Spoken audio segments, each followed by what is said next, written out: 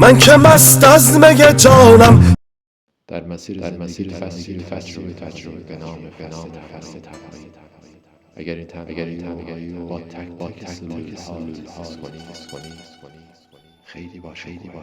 به قول عباس کیارستمی، همونطور که درخت در تنهایی خودش درختره، آدم هم در تنهایی خودش آدم تره. از این تنهایی نترس، از اینکه توی محیط‌های دیگه قرار میگیری و ارتباط برقرار نمی‌کنی نگران نباش.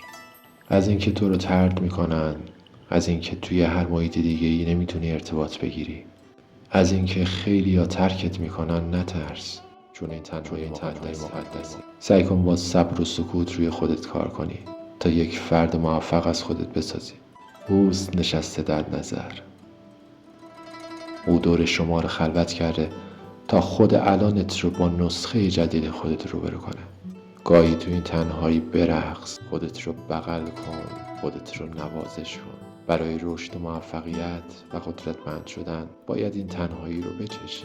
اگه کسایی ناامید کردن حتی نزدیک افراد زندگی، نگران نباش.